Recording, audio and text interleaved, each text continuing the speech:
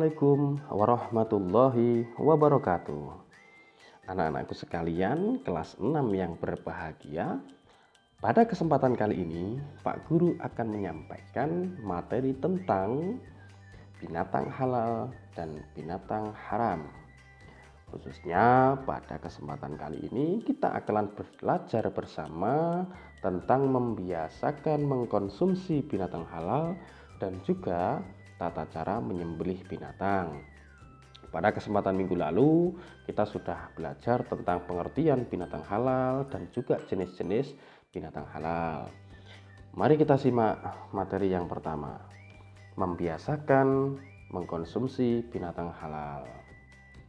Islam datang dengan sifat sebagai rahmat dan menjaga umatnya, termasuk dalam masalah makanan. Oleh karena itu, Islam kemudian mengumandangkan kepada segenap umat manusia dengan mengatakan dalam firman Allah surat Al-Baqarah ayat 168,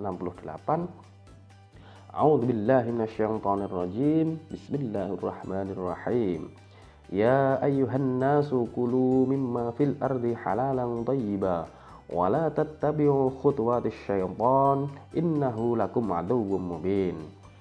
Wahai manusia, makanlah dari makanan yang halal dan baik yang terdapat di bumi, dan janganlah kamu mengikuti langkah-langkah setan. Sungguh setan itu musuh yang nyata bagimu.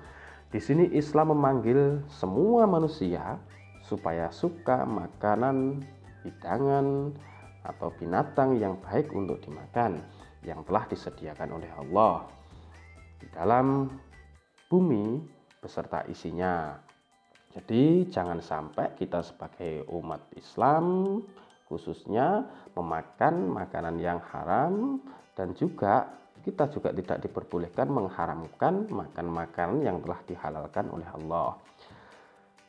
Dalam firman yang lain surat Al-Baqarah ayat 172, A'udzubillahi minasyaitonirrajim, Bismillahirrahmanirrahim.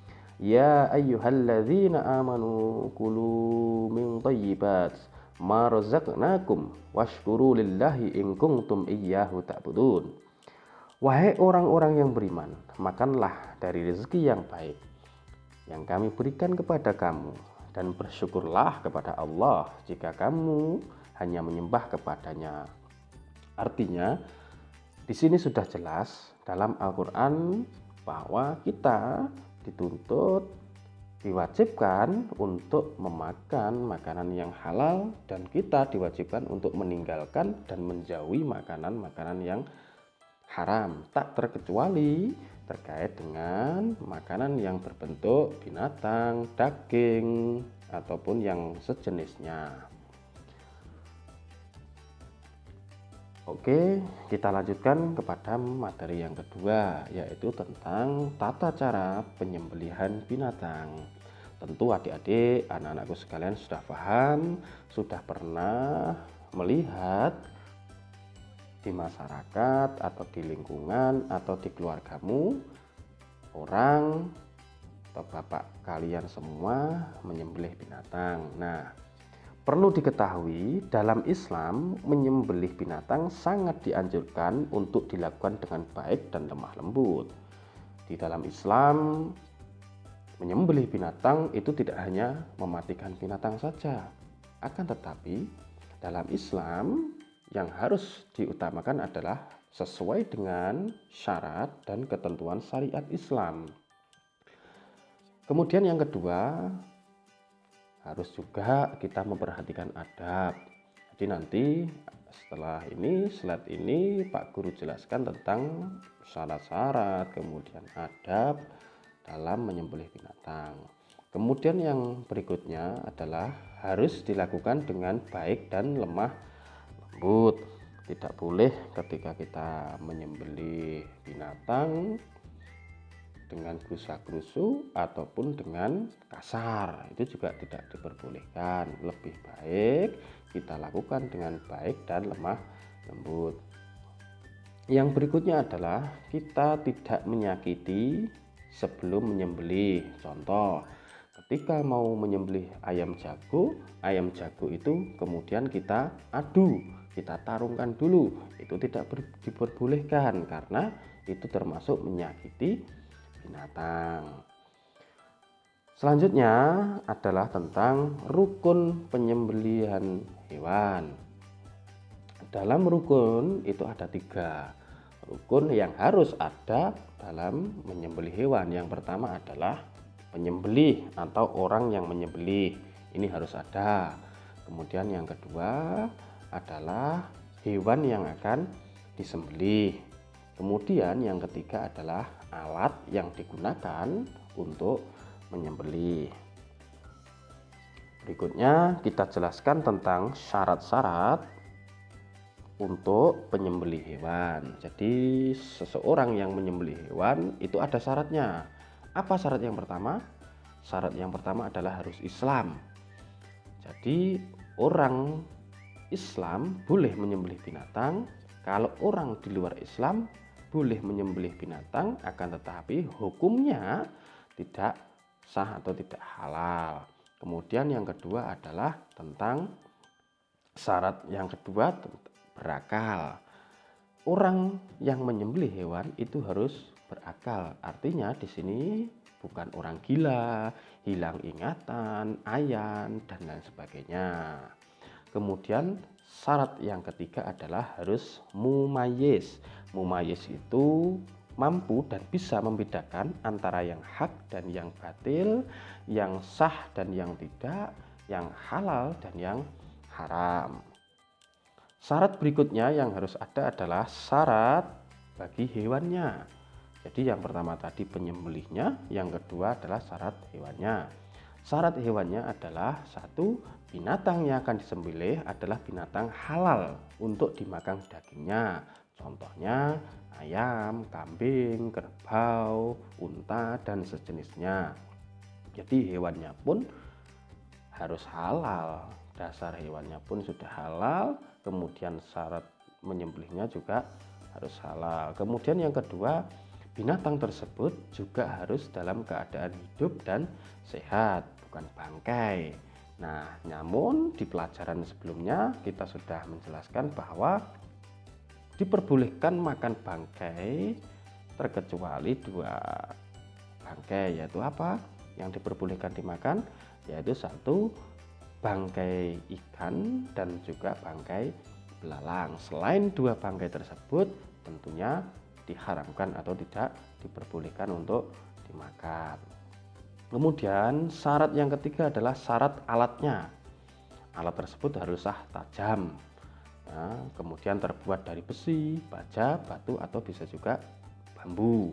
Kemudian yang ketiga tidak berbentuk seperti kuku, tulang, atau gigi. Jadi tidak boleh menyembelih hewan itu digigit. Nah, misal. Kemudian berikutnya adalah tentang syarat atau sunnah-sunnah yang ada dalam prosesi penyembelihan hewan. Meskipun ini tidak wajib, tetapi ketika kita melakukan proses penyembelihan hewan ada sunnah-sunnah yang harus kita lakukan. Nah, yang pertama yaitu membaringkan hewan terlebih dahulu dengan posisi rusuk, kirinya berada di bawah. Kemudian yang kedua, hewan dihadapkan ke arah kiblat dan juga membaca bacaan basmalah yang disusul dengan sholawat Nabi dan juga bacaan takbir. Kemudian mempercepat proses penyembelihan sehingga hewan tersebut mati dengan cepat, jadi tidak diulur-ulur. Kemudian yang kelima adalah sebelum disembelih perlakukan hewan tersebut dengan baik dan tidak kasar. Kemudian yang berikutnya adalah tentang hal-hal yang dimakruhkan. Kalau tadi sunnah-sunnahnya, ini yang dimakruhkan. Apa saja yang dimakruhkan? Ada 2. Yang pertama yaitu menyembelih hewan sampai terputus lehernya. Boleh sebenarnya lehernya putus, cuman ini lebih baik dihindari karena makruh hukumnya. Kemudian yang kedua adalah menyembelih hewan dengan alat yang tumpul atau tidak tajam. Sebenarnya juga boleh, kelamaan juga akan mati. Namun hal ini dimakruhkan oleh syariat Islam. Kemudian materi berikutnya yakni tentang organ tubuh yang disembelih. Ada 3, yaitu yang pertama tentu organ vital dari hewan itu adalah leher.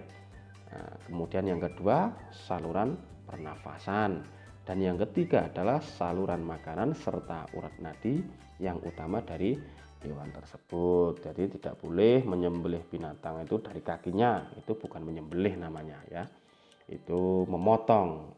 Nah, kemudian menyembelih hewan dengan alat modern. Nah, tentu semakin berkembangnya zaman dan teknologi yang dibuat oleh manusia pada saat ini, banyak perusahaan makanan yang menyembelih hewan dalam jumlah yang banyak dan tentunya menggunakan mesin-mesin canggih, tidak seperti dahulu dengan cara-cara tradisional. Nah, untuk penyembelihan yang menggunakan alat-alat modern dan canggih ini, tentunya kita sebagai umat Islam juga harus memperhatikan, mempertimbangkan mekanismenya supaya daging dari hewan yang dihasilkan itu juga baik, halal ataupun thayyib. Nah, oleh karena itulah ada syarat-syarat tertentu terkait dengan menyembelih hewan dengan alat modern. Yang pertama yaitu menyiapkan alat-alatnya terlebih dahulu. Kemudian yang kedua menyesuaikan posisi hewan pada alat tersebut, dan yang ketiga membaca basmalah terlebih dahulu. Maka melalui teknik tradisional ataupun teknik modern, syarat sebagai seorang penyembelih, khususnya kita sebagai umat muslim, tentu kita harus menerapkan, melaksanakan syarat-syarat yang telah disyariatkan dalam ajaran Islam. Nah, cukup sekian materi kita pada kesempatan kali ini. Mudah-mudahan anak-anakku sehat selalu dan terima kasih dari Bapak. Sekian. Assalamualaikum warahmatullahi wabarakatuh.